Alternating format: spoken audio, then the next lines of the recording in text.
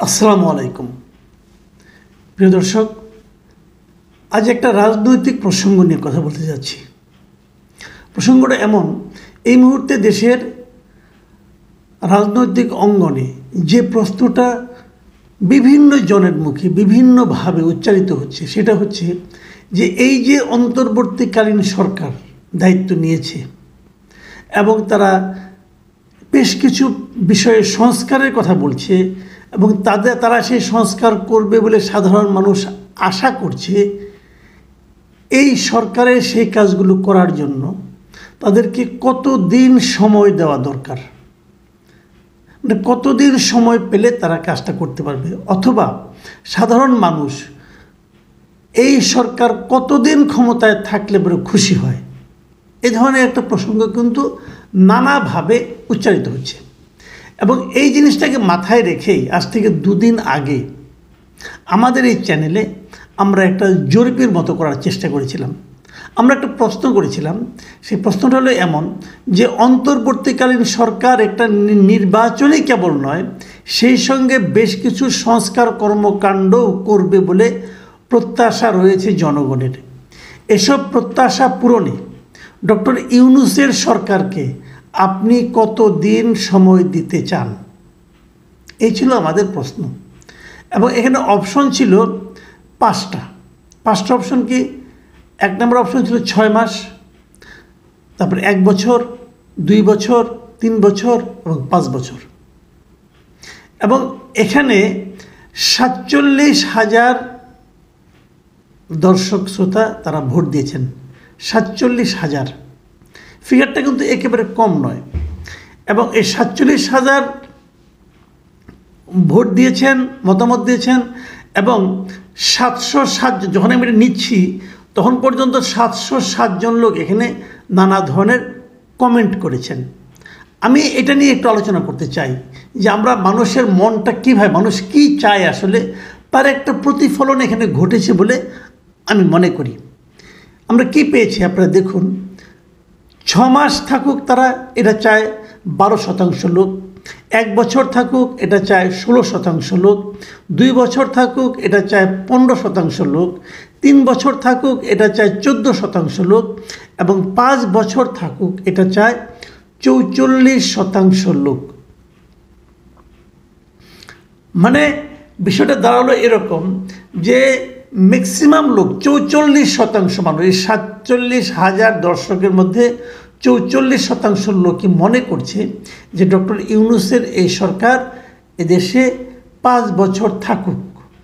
আমি ভেতরে কমেন্টগুলো পড়লাম, দেখেছি অনেকে বলেছেন যে 5 বছর থাকুক, এটা আমি দিয়েছি বাধ্য হয়ে, কারণ এর চেয়ে বেশি আর কোনো অপশন নাকি আমরা রাখিনি, রাখলে উনি ওটাই দিতেন।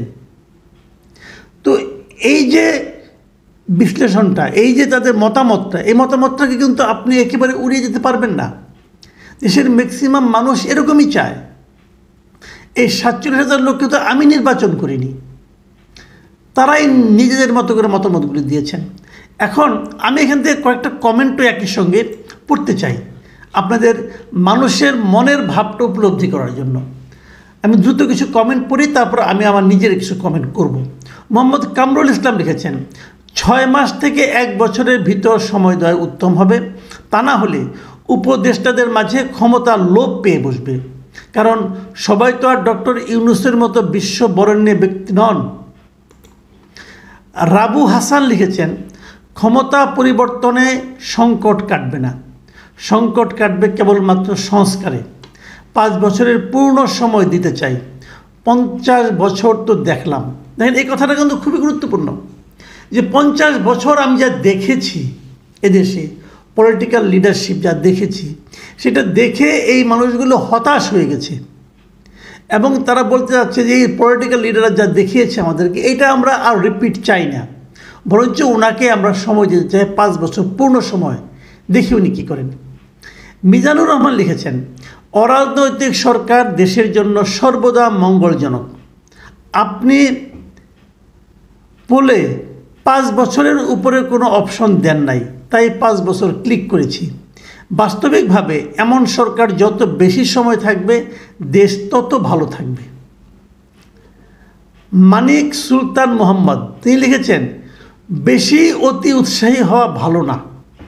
ফখরুদ্দিনের সরকার অনেক জনপ্রিয়তা নিয়ে এসেছিল, ধরে রাখতে পারেনি। এটা কিন্তু একটা গুরুত্বপূর্ণ পয়েন্ট যে 1/11-এর সময় যে আমরা সরকারটা পেয়েছিলাম, এই মঈনুদ্দিন ফখরুদ্দিন সরকার যেটাকে বলা হয়, সেই সরকারটা যখন প্রথম যাত্রা শুরু করে মানুষের কিন্তু তাদের প্রতি বিপুল উৎসাহ ছিল, কিন্তু পরবর্তী সময়ে তারা সেই জনপ্রিয়তাটা, মানুষের সে মনোভাবটা তারা আর ধরে রাখতে পারেনি, বিতর্কিত হয়ে গিয়েছিল।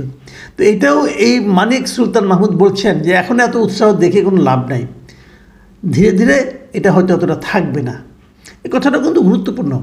আমরা আশা করছি পরবর্তী সময়ে আরও 1 মাস 2 মাস পরে আমরা আরেকটা এরকম জরিপ করব, তারপর দেখব পার্থক্যটা কি হয়।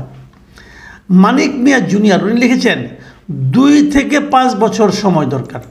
ডক্টর ইউনূসের বয়স হয়েছে, আরও 2 বছর পরে উনি কতটুকু অ্যাক্টিভ থাকবেন আল্লাহ মালিক।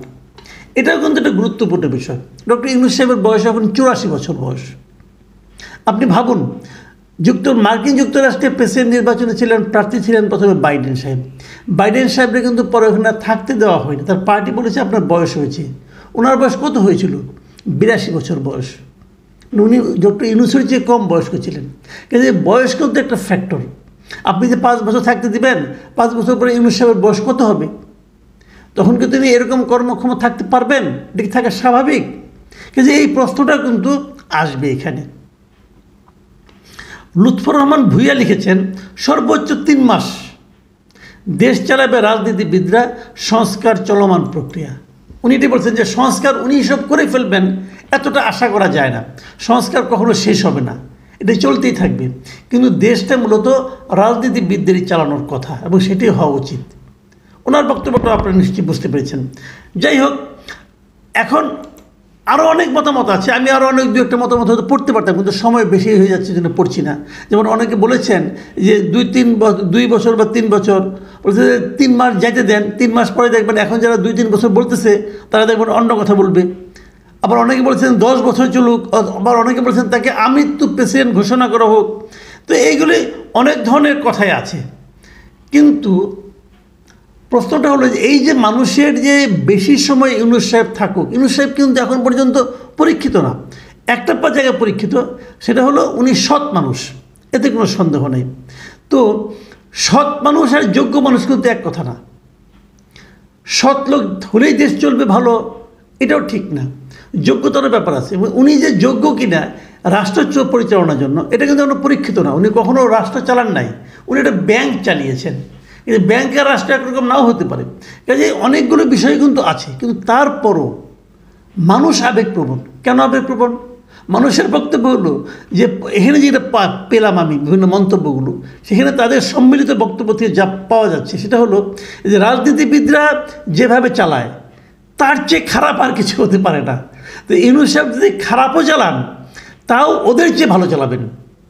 এই হলো মানুষের একদম বেসিক কথা। এই কথাটা থেকে আমি মনে করি আমাদের দেশে যারা রাজনীতি করছেন, পলিটিক্যাল পার্টিগুলি করেন, তাদের একটা শিক্ষা নেওয়ার বিষয় আছে। আপনি একবার ভাবুন যে আপনাদের ব্যাপারে সাধারণ মানুষরা কী ভাবে, সাধারণ মানুষরা আপনাদেরকে কতটা অযোগ্য মনে করে, সাধারণ মানুষরা আপনাদেরকে কতটা স্বার্থপর মনে করে, কতটা লোভী মনে করে, কতটা দুর্নীতি পরায়ণ বলে মনে করে। এই চিন্তাটা একবার নিজের কাছে জিজ্ঞাসা করুন যে কেন মনে করে। হয়তো আপনি বলবেন, কই আমি তো দুর্নীতি করি না। হ্যাঁ, আপনি করেন না, কিন্তু আপনি দলের আরেকটা লোক করে, তাকে আপনি করতে দেন, এবং সে দুর্নীতি করে জেনেও তার বিরুদ্ধে আপনি কোনো রকম শাস্তিমূলক ব্যবস্থা নেন না, অথবা কেউ নিতে চাইলে সেখানে বাধা দেন। দুর্নীতি কিন্তু একজন ব্যক্তি করলেই হয় না। আপনার দলের সবাই যখন, ম্যাক্সিমাম লোক যখন করবে, তখনই বলা হবে যে এই সরকারটা দুর্নীতিবাজ সরকার। ডক্টর ইউনূসের কাছ থেকে মানুষ এই জিনিসটা পেয়েছে যে এই লোকটা যেহেতু নিজে দুর্নীতিবাজ নয়, তাহলে নিশ্চয়ই সে অন্য কাউকে দুর্নীতি করতেও দেবে না। তো এই শিক্ষাটা কিন্তু পলিটিক্যাল পার্টিগুলোর আমি মনে করি নিতে হবে। সবচেয়ে বড় কথা, আপনার রাজনীতি করতে আসছেন, কার জন্য রাজনীতি করতে আসছেন? এই দেশের মানুষের জন্যই তো। তো যে মানুষের কাছ থেকে আপনি ভোট আশা করেন, সেই মানুষরা আসলে কি চায়, সেই মানুষগুলো আসলে আপনার সম্পর্কে কি ভাবে, আপনাকে সে কিভাবে বিচার করে, আপনাকে কিভাবে মূল্যায়ন করে, সেই উপলব্ধিটা যদি রাজনীতিবিদ হিসাবে আপনার মধ্যে না আসে, তাহলে তার চেয়ে দুর্ভাগ্য আপনার জন্যও কিছু নাই, এই দেশের জন্যও কিছু নাই। আমি আশা করব এই বিষয়গুলো আমাদের রাজনীতিবিদরা বিবেচনা রাখবেন। প্রিয় দর্শক, এখন এ পর্যন্তই। আল্লাহ হাফেজ।